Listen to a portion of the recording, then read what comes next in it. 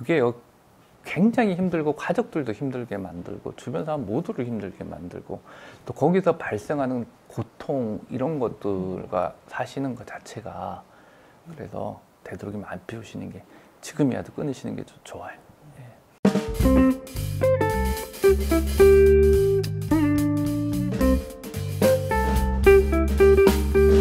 안녕하세요. 건강한 유일의 앨리스 대표 앨리스입니다. 오늘은 여러분들과 건강 공부, 건강 습관에 대한 북토크를 오상우 교수님과 함께하고 있습니다. 안녕하세요. 네, 교수님. 안녕하세요.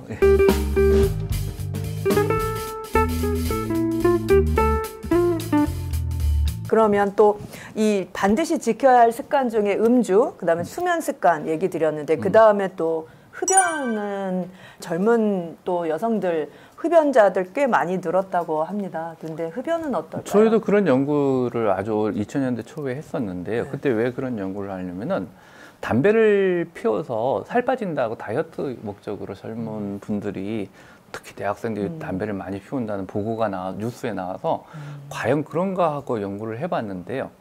담배 흡연자가 비흡연자에 비해서 몸무게는 적습니다. 근데 문제는 뭐냐면은 내장 지방이 많더라고요. 흡연자가. 그건 담배를 피우게 되면은 생각보다는 몸무게는 조금 빠질지도 몰라도 뱃살이 점점 나올 수밖에 없다는 거. 그 다음에 그걸로 인해서 대사증후군의 위험이 높아질 수밖에 없다는 거.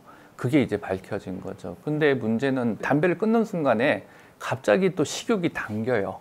그 다음에 기초대사량이 떨어지기 때문에 살이 금방 쪄요.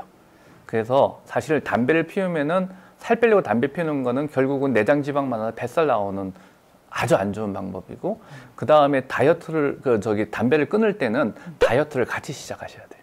이렇게 먹는 거, 운동하는 거 같이 하면서 해야 그 효과를 얻을 수가 있어요. 흡연도 약간 질병이고 또 저희 유튜브 저희 채널에 댓글로 올려주시는 분들 중에 진짜 폐암 환자신데도 담배를 못 끊어서 정말 내가 그래서 재발하는 경우에 이제 댓글을 올려주신 경우도 있어요. 그럼 이제 끊지 못하는 게 자기 의지로 안 될 때는 정말 그 약물 치료가 필요한 거죠. 주변에 그런 분들 정말 많이 봤어요. 아니 담배 못 피우고 이렇게 스트레스 받으며 살 바에 이렇게 피우다가 빨리 죽고 싶다. 빨리 가면 어때? 뭐 그때 가서 내 책임질게. 누구나 할 수 있는 이야기죠. 근데 막상 그 순간이 오는 순간에는 달라요. 진짜 달라요.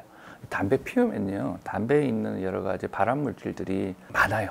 몇백 가지 되는데 그게 폐 안에 있으면 우리 몸이 청소를 해주면 좋은데 거기 그대로 남아 있어요.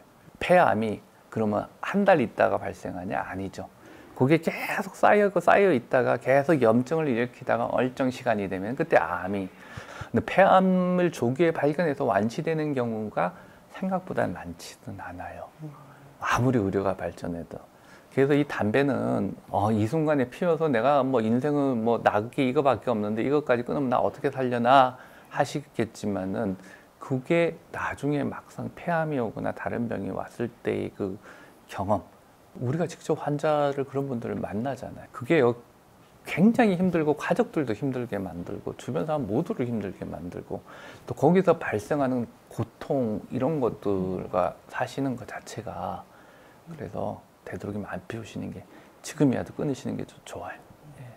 정말 지금은 아무렇지 않다고 생각하지만 그게 전부 나중에 큰 암으로 돌아올 수 있다는 거 정말 생각하셔서 그냥 좀 이따 끊어야지 이런 거 안 됩니다. 그냥 딱 끊어야 된다고 합니다. 이제 조금 딱딱한 얘기 하나만 하고 넘어가려고 합니다. 요즘 IT 기술의 발전과 4차 산업혁명 시대를 겪으면서 특히 이 코로나 시대를 겪으면서 저희가 이제 이 빅데이터 AI 이런 얘기는 너무 익숙하게 들어서 모르진 않으실 텐데요. 의료에서도 이런 모니터링 기술 그리고 여러 가지 헬스케어 관련한 디바이스 이런 걸 잘 활용하는 것이 건강관리 되게 중요하다라는 얘기도 좀 나와 있었습니다. 그 중에 이제 정밀의료라는 얘기가 좀 있어서 정밀의료의 개념을 좀 한번 정리해 주시겠어요? 그 정밀의료라는 거는 유전자를 연구하시는 분들이 맨 처음에 만들어내셨어요. 그러니까 그 유전자가 질병을 예측할 수 있는 정도가 이런 유전자를 갖고 있으면 예측할 거다. 이런 유전자가 단백질로 발현이 되면 뭐 암이 많이 생길 그런 논리였는데 우리가 유전자 연구를 아무리 해보고 데이터를 모아보고 빅데이터를 만들어 봤는데 암을 예측하는 정도가 20% 많으면 한 30% 밖에 안 되는 거예요. 그러면 나중에 70%는 뭐냐는 거죠. 정밀의료라는 건 유전자로 미래를 예측하고 그걸 통해서 그 사람은 그거 한다는 거였는데 그거보다는 이 방송 초에도 말씀드렸지만은 운동, 생활습관, 먹는 거, 주변 환경 뭐 이런 것들이 차지하는 거예요. 사실은 이 60, 70%의 영역까지 빅데이터 기술, 그 다음에 AI 기술, 그 다음에 자기를 모니터링 해주고 자기를 코칭해주는 시스템을 만들어준다고 그러면은 정말 예방이 되겠죠. 그래서 저희가 그런 연구를 했어요. 먹을 때 어떻게 먹어야 되는지 자기가 말로 해서 이렇게 나는 오늘 점심까지 이렇게 먹었어요. 그러면 탄수화물이 너무 많네요. 탄수화물 오늘 저녁에 먹을 때는 이렇게 안 먹는 게 좋겠습니다. 목표한 운동량을 안 하셨어요. 잘 때 깊은 잠 못 주무셨네요. 오늘 좀 바꿨으면 좋겠네요. 그런 걸 했더니요. 정말 당뇨병 약을 끊으신 분도 계시고 그 다음에 혈압이 정상으로 돌아오신 분도 계시고 살을 빼신 분도 계시고 그래서 사실 이런 것이 앞으로 많이 발전할 거예요. 그래서 정밀의료라는 게 DNA나 이런 분야가 아니라 우리 생활 속에 나를 코칭해 줄 수 있는 그러니까 이 책을 대신할 수 있는 시스템을 저는 연구하고 있고요. 그걸 갖다가 일일이 만나서 해드린 방법도 있지만 그때그때 생활에 AI 기반에 해결하려는 게 제가 연구하고 있는 분야 중에 하나입니다. 근데 여러분 이렇게 사회가 변하면서 건강도 여러 똑똑한 기기들의 도움을 받고 관리를 하면 당뇨도 이겨낼 수 있고 좋아질 수 있는데 이거 공부를 좀 하셔야 될 것 같아요.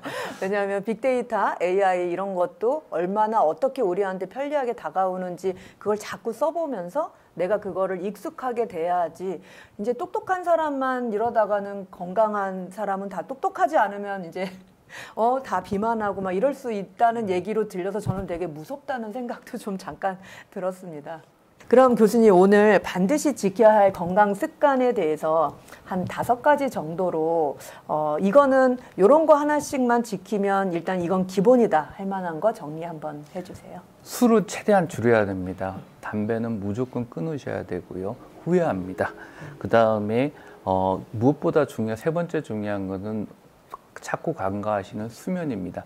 수면은요, 사람마다 수면을 못하게 된 이유가 다 달라요.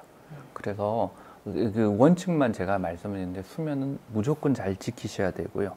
그 다음에 건강해지는 방법은 특별한 걸 찾으시면은 대부분이 실패하시더라고요. 자기가 하루에 일어나서 어떤 생활을 하고 어떻게 움직이고 어떤 걸 먹느냐 그것에 대한 원리를 아시고 스스로 바꾸시는 게 효과적이라는 그런 이야기는 꼭 드리고 싶어요.